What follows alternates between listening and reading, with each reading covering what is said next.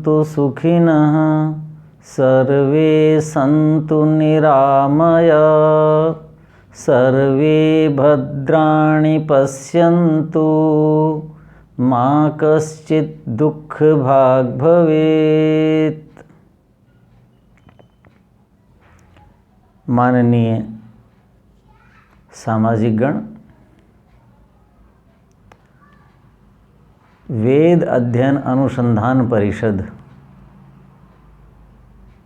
के विचार प्रवाह में आज हम वसंत ऋतुचर्या इस पर विचार करेंगे।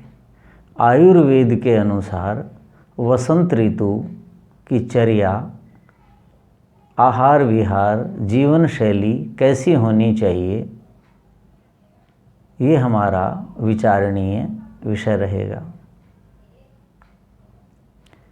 देखिए, संपूर्ण वर्ष को ज्योतिष की दृष्टि से दो भागों में बांटा है। उसे अयन कहते हैं। एक उत्तर अयन उत्तरायण, दक्षिण अयन दक्षिणायन। अब सूर्य उत्तरायण चल रहा है। उत्तरायण जो है उसकी जो 3 ऋतुएं हैं, उनमें मध्य की जो ऋतु है वो वसंत ऋतु कहलाती है। आयुर्वेद में उत्तरायण को आदान काल कहते हैं। आदान मानी ग्रहण करना। सूर्य जो है वो अब पृथ्वी के आप्य भाग को, तरल भाग को आदान करेगा, ग्रहण करेगा। अर्थात पृथ्वी पे जितने भी तरलता से युक्त जीव हैं, वनस्पतियां हैं, उन सब की तरलता को वो धीरे धीरे सोख लेगा। इसलिए इसका नाम आदान काल है। आदान का मतलब क्या? तरलता क्या है? कफ भाग है, जलीय भाग है, रस रक्त आदि जो धातुएं हैं उनको धीरे धीरे ये क्षीण करेगा। आयुर्वेद में लिखा है, आदान काल क्या है? चरक कहते हैं। आददाति क्षपयति पृथिव्याः सौम्यम अंशम। पृथ्वी का जो सौम्य अंश है, जैसे चंद्रमा क्या है? सौम्य है। सूर्य क्या है? वो तीक्ष्ण है। तो सौम्य अंश, जो पृथ्वी के सौम्य अंश को आददाति अर्थात क्षपयति, ऐसा चरक कहते हैं। जो उसको क्षपयति, क्षीण करता है, धीरे धीरे समाप्त करता है, अपनी किरणों से उस सारे को धीरे धीरे खींचने का प्रयास करता है। सारा तो नहीं खींचता, नहीं तो हम सब निर्जीव हो जाएंगे, मर जाएंगे, लेकिन क्षीण हो जाते हैं, ये कहना चाहते हैं। आगे वाग्भट्ट कहते हैं, आदत्ते नृणाम प्रतिदिनम बलम। सूर्य जो है प्रतिदिन नृणाम मनुष्यों का मतलब क्या है? क्योंकि आयुर्वेद मनुष्यों के लिए ही ज़्यादा लिखी गई है, तो इसलिए नृणाम कह दिया। तो मनुष्य इतर जितने भी जीव हैं, वृक्ष आदि हैं, उन सब के बल को प्रतिदिन उसको क्या करता है? ये कहता है क्षीयते, क्षीण करता है। ऐसा ये आदानव आग्नेयम ऐसा लिखा है चरक ने। आदान काल क्या है? आग्नेय है, अर्थात अग्नि तत्व की इसमें प्रधानता है, गर्मी की, उष्णता की इसमें प्रधानता है। उष्णता और गर्मी क्या करती है? आप्य भाग को, जलीय अंश को, सौम्य अंश को खींच लेती है, सुखा देती है। इसलिए इसको आदान काल कहा है आयुर्वेद में। अब आदान काल और दूसरा क्या है? दक्षिणायन विसर्ग काल कहलाता है। तो 21 दिसंबर जो अभी गया है उसको सूर्य उत्तरायण हो गया था। सूर्य का जो उत्तरायण, उस व्याख्यान में मैंने विस्तार से बात बताई भी थी। तो लगभग उसको 2 मास अब हो रहे हैं। तो अब वसंत ऋतु का क्या समय हुआ अनुमानित, अंग्रेजी पद्धति के अनुसार माने तो 20 फरवरी से 20 अप्रैल, ये मान लें अनुमानित। जो दिल्ली और उसके नीचे के भाग हैं, यानी दक्षिण के भाग हैं, वहाँ जल्दी ग्रीष्म आ जाती है, गर्मी आ जाती है। और जो ऊपर के भाग हैं, हम करनाल से मान लीजिए बोल रहे हैं, तो हमसे जो उत्तर का भाग है वो हमारी अपेक्षा और देर से वहाँ सूर्य की किरणें तीक्ष्ण होंगी, क्योंकि किरणें और तिरछी पड़ती हैं वहाँ। और जो दक्षिण की तरफ बढ़ेंगे तो वो सीधी होती जाती हैं। तो अनुमानित ये समय है। इसके लिए क्या कहा, आदौ अन्ते च दौर्बल्यम, आदौ अन्ते च दौर्बल्यम विसर्ग आदानयो, विसर्ग काल दक्षिणायन का, तो उसके तो आदि में अर्थात 20-21 जून को सूर्य क्या होगा, दक्षिणायन हो जाएगा। तो उसका आरंभ यानी जुलाई अगस्त मान लीजिए, 20 जून से 20 अगस्त वो दुर्बलता होती है। और आदान काल में दुर्बलता क्या, अंते अंत में, अर्थात 20 अप्रैल से 20 जून जो ग्रीष्म ऋतु होगी दौर्बल्यम। मध्य मध्य बलम, आदान और विसर्ग काल का जो मध्य भाग है, अर्थात वहाँ जो है 20 अगस्त से 20 नवंबर, और यहाँ 20 फरवरी से 20 अप्रैल, वहाँ आएगी वो शरद ऋतु और यहाँ आएगी वसंत ऋतु। ये जो दोनों ऋतुएं हैं ये सौम्य ऋतु कहलाती हैं। इस समय सूर्य जो है लगभग भूमध्य रेखा पर होता है, इनके मध्य में, वसंत ऋतु के मध्य में, अर्थात 20-22 मार्च के आसपास, और उधर जो है 22-23 सितंबर के आसपास। तो दोनों जो ऋतुएं हैं वो क्या हैं, मध्य बल वाली हैं। तो वसंत ऋतु जो है इसमें हम जो मनुष्य हैं, पशु पक्षी हैं जी, उत्तरी गोलार्ध के विशेषकर, इनका बल, शारीरिक जो बल है, क्षमता है, वो मध्यम श्रेणी की होती है।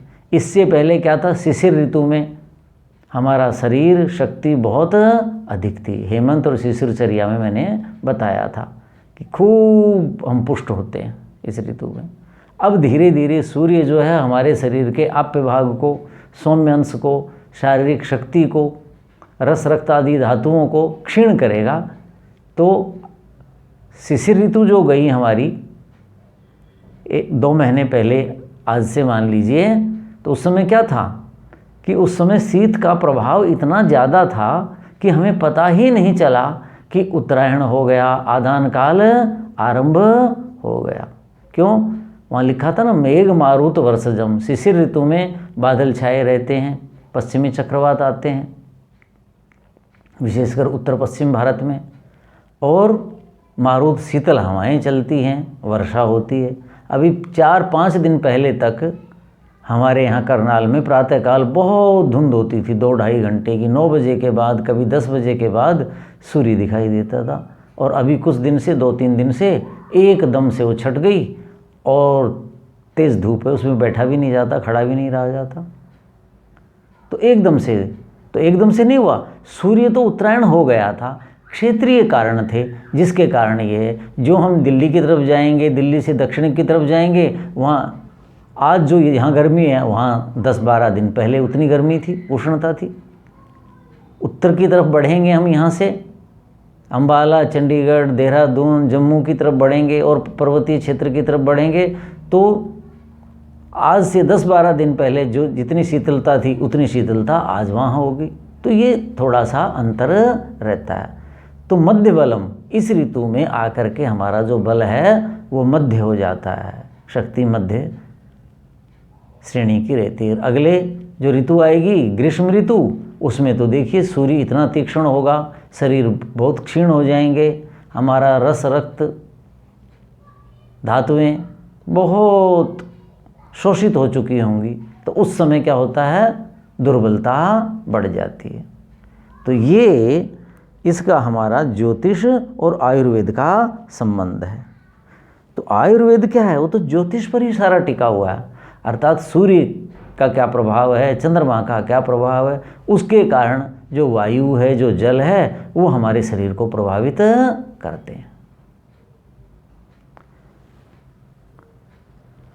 अब हम आगे बढ़ते हैं। देखो, वसंत ऋतु की बहुत काव्य में प्रशंसा है। क्यों है? मैंने बताया, शीत चली गई है। शीत ऋतु क्या है? खर मास कहलाता है, उसमें पौष मास बहुत कष्ट देती है।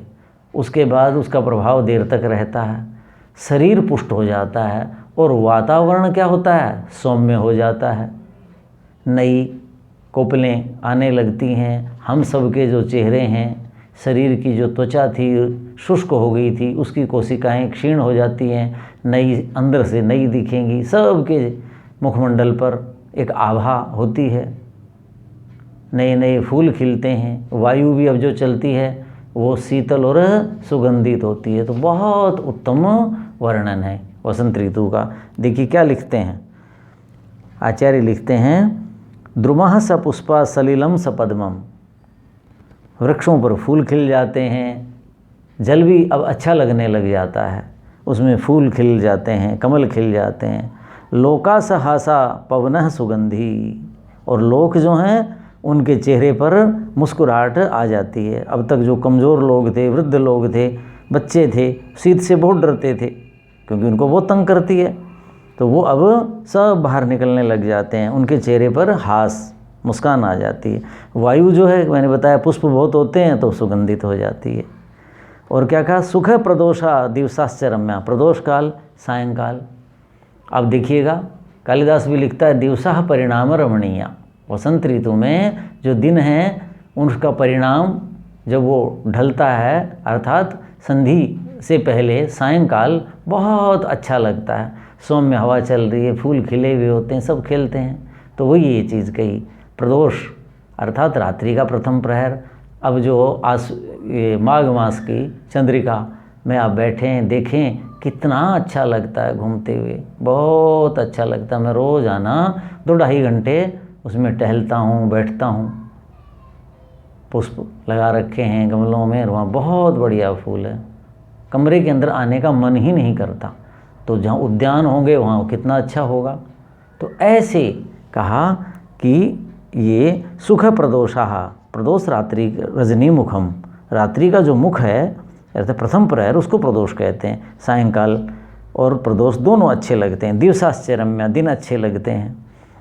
तो कहता सर्वम सखे चारुतरम वसंते, वसंत ऋतु में कोई मित्र को कह रहा है कि सब कुछ अच्छा लगता है, हर चीज़ अच्छी लगती है। क्या लोग कैसे रहते हैं, क्या जीवन होता है? छायाम जनः समभि वांछति पादपानाम। आप 10 बजे के बाद बाहर निकलें जाएं तो आपका क्या मन करता है? कई बार मैं वाटिका जाता हूँ दिन में संभालने, तो देखता हूँ वहाँ खड़ा नहीं हुआ जाता, तो मन करता है थोड़ा छाया में बैठ जाएं।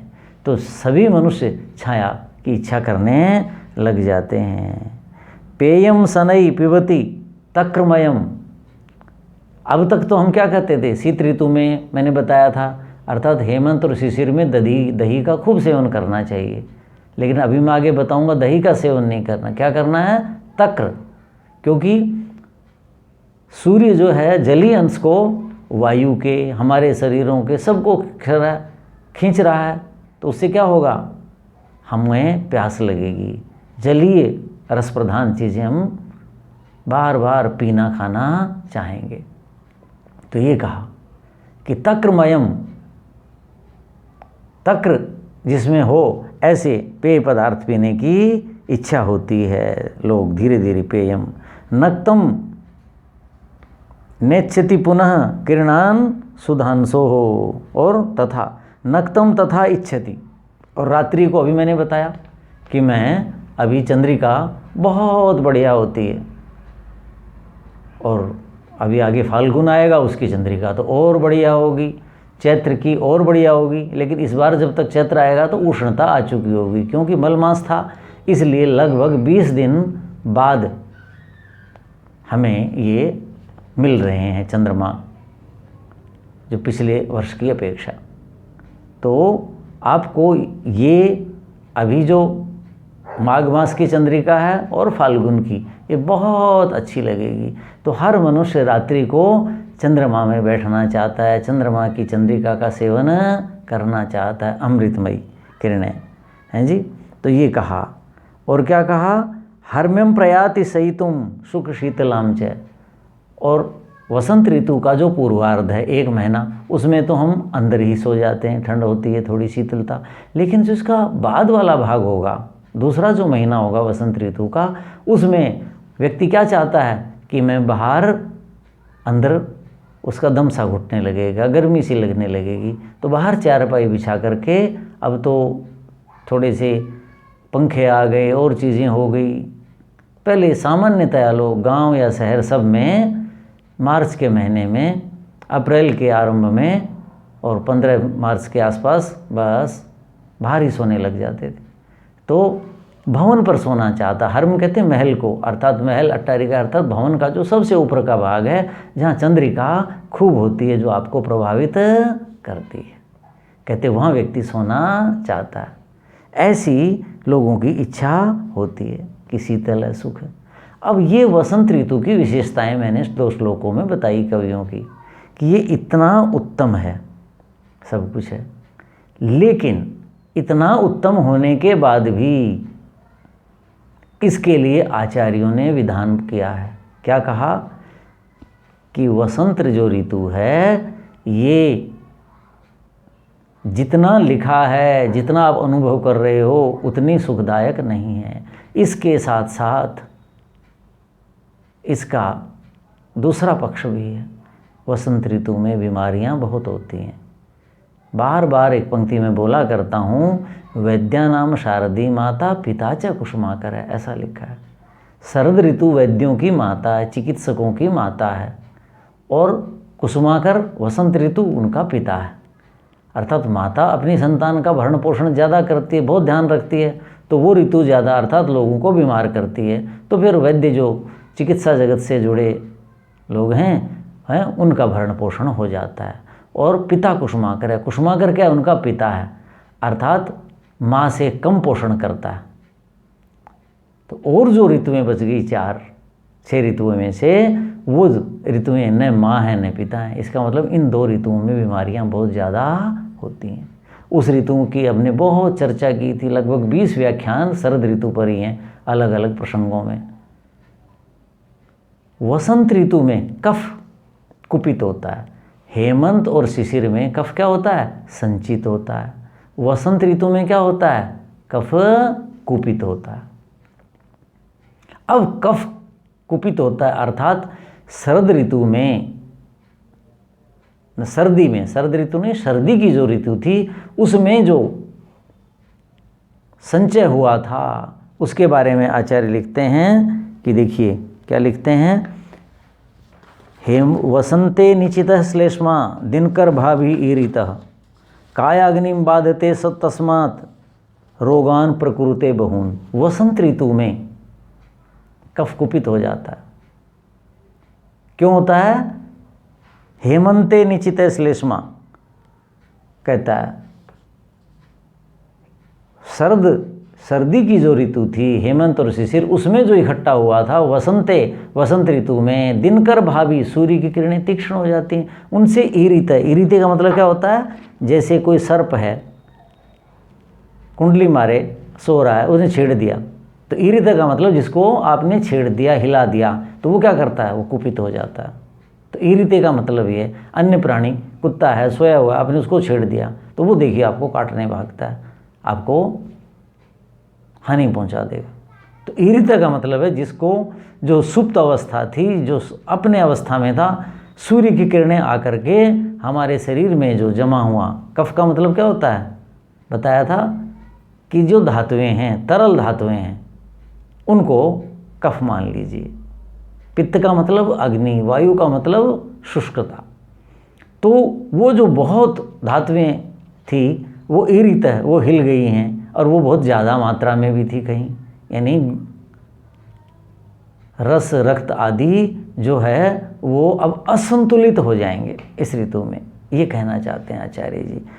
तो कहता है काय अग्निम बाधते, वो वसंत ऋतु में क्या करेगा? कुपित हुआ जो कफ है, काय अग्नि जो जठराग्नि है, जो सारे शरीर के जीवन का आधार है, हमारे स्वास्थ्य का आधार है, हमारे पोषण का आधार है, उसको बाधते, उसको बाधित कर देता है कफ। ततः रोगान प्रकृते बहुन, उससे बहुत ज़्यादा रोग पैदा हो जाते।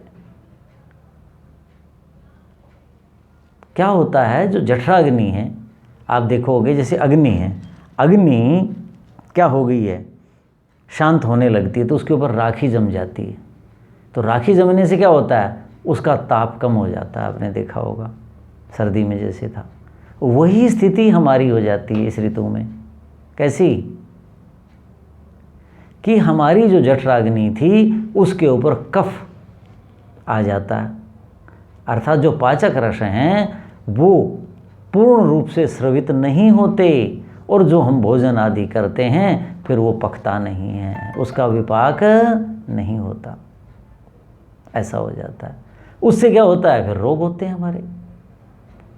कफ का मतलब केवल बलगम नहीं है, हमारे शरीर के अंदर आप देखेंगे इस ऋतु में अब लोगों को हल्की सी दोपहर के बाद रात्रि को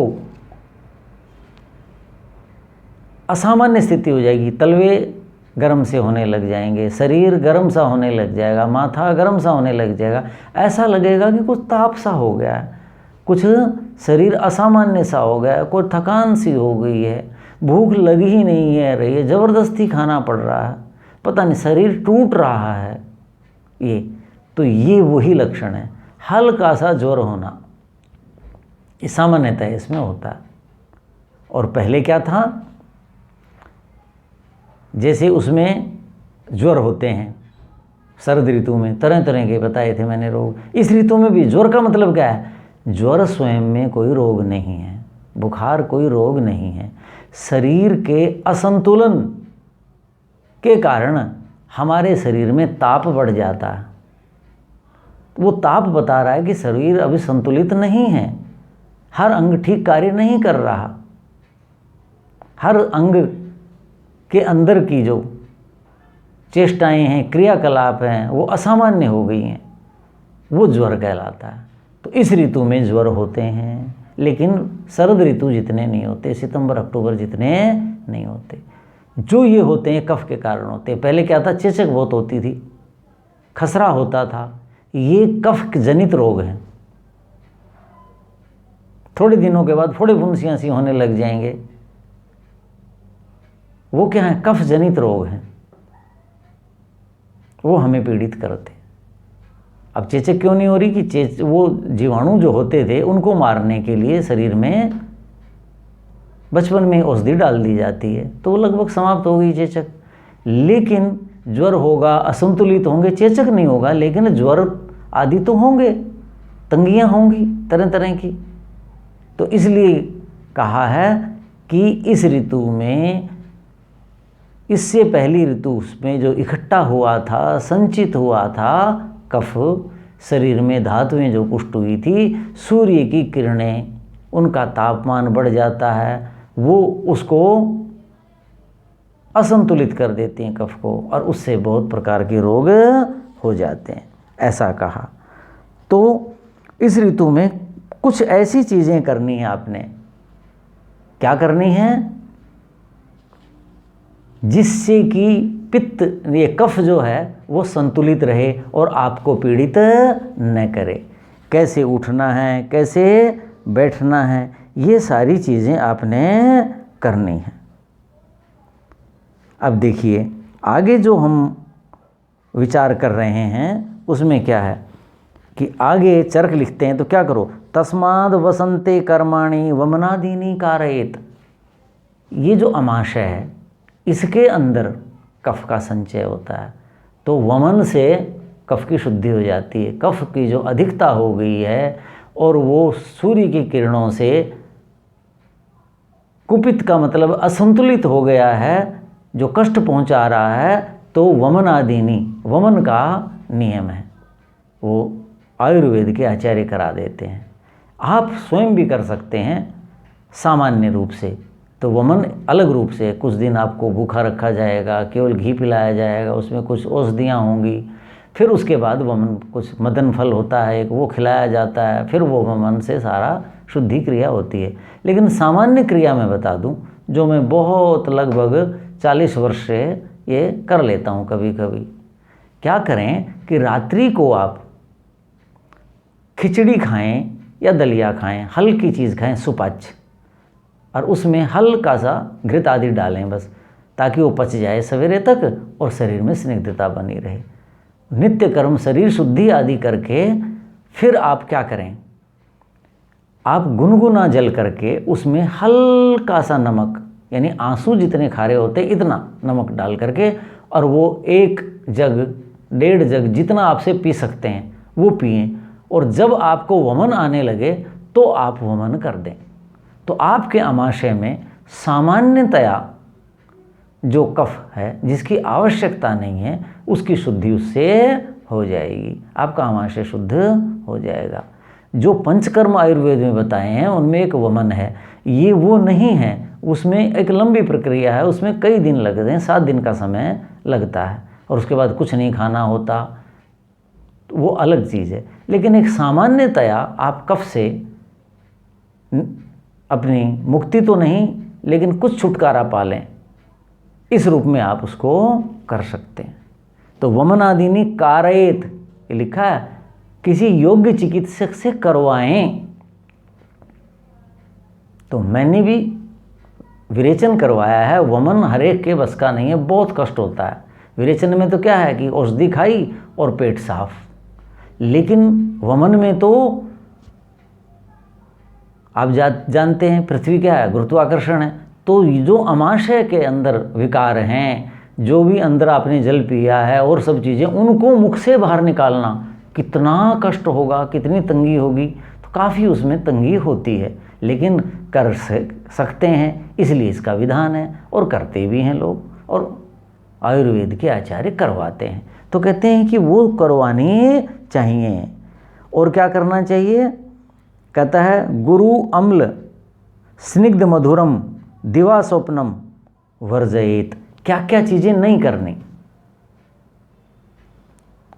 गुरु भारी पदार्थ नहीं खाने। हम सर्दी में क्या खाया, गोंद के लड्डू बनाए, गाजर पाक बनाए, तरह तरह की पिन्नियाँ बनाई, अलसी के लड्डू बनाए, और खाया, चूरमा खाया, यानी खूब गरिष्ठ चीज़ें खाई हमने, क्योंकि मैंने भी बताया था और खानी चाहिए। उस समय जठराग्नि बहुत, वह बताया था ना, मात्रा द्रव्य गुरु क्षमा, अधिक मात्रा में गुरु भारी अर्थात गरिष्ठ, सबको पचाने में समर्थ होती है, तो उस समय खूब खाया जाता है जठराग्नि। अब जठराग्नि क्या मंद हो गई है, क्यों, कायाग्नि में बाधते कहा कि जठराग्नि को ये बाधित कर देता है कफ।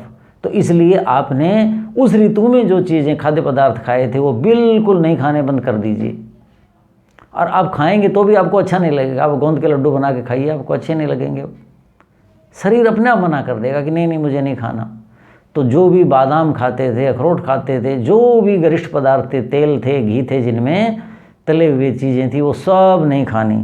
तो ये कहा गुरु भारी, अम्ल खट्टी चीज़ें नहीं खानी, और स्निग्ध जिसमें स्नेह चिकनाई हो वो नहीं खानी। गुरु का मतलब बताया था ना, जिनके पचने में देरी लगती है, जैसे उड़द की दाल थी, उस समय मैंने कहा था खूब खाएं, अब नहीं खानी। तो जो पदार्थ स्निग्ध नहीं है लेकिन गुरु हैं वो नहीं खाने, अम्ल नहीं खाने, स्निग्ध चिकनाई वाली नहीं खानी। मधुरम च, शीत ऋतु में मैंने कहा था गौरस और इक्षुरस, अर्थात गाय का रस, क्या, दूध और दूध से बने पदार्थ, ईंख और ईंख से बने पदार्थ खूब खाने, ये कहा था, अब वो नहीं खाने। ये सारी चीज़ें कफ की वृद्धि करती हैं, वो तो पहले ही है, पहले ही तंग कर रहा है, तो इसलिए ये नहीं खानी। दिवा स्वप्नम, सोने से कफ की वृद्धि होती है। रात्रि को आप सोएं, लेकिन दिन में सोएंगे तो आपका कफ और बढ़ेगा, और कब बढ़ेगा तो फिर आप बीमार हो जाएंगे। तो ये आचार्यों ने जो नियम बताए हैं कि गुरु भारी, अर्थात जो पचने में समय लेते हैं, भार पड़ता है जठराग्नि पे, और कौन से, अम्ल खट्टे पदार्थ, स्निग्ध चिकने, और मधुर, अर्थात मधुर, अम्ल और लवण, ये 3 चीज़ें कफ को बढ़ाती हैं। तो ऐसे पदार्थ नहीं खाने, स्निग्ध चिकने नहीं खाने हैं और भारी नहीं खाने हैं, दिन में नहीं सोना है, ये आचार्य ने बताया है। अब इनके अतिरिक्त और क्या बातें बताई हैं, इनकी विस्तार से व्याख्या मैं अगले व्याख्यान में करूँगा। आज का व्याख्यान यहीं समाप्त करते हैं। ओम शांति शांति शांति। ओम।